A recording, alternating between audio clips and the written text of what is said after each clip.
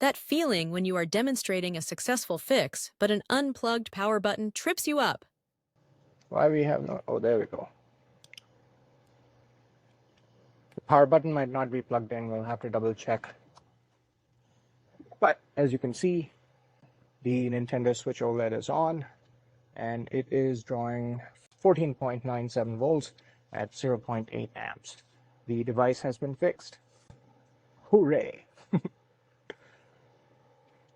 And here, let me unplug it, re-plug it,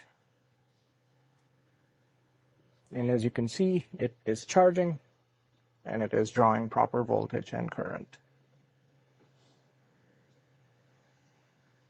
And if I unplug the cable and re-plug it on the other side, it is still working.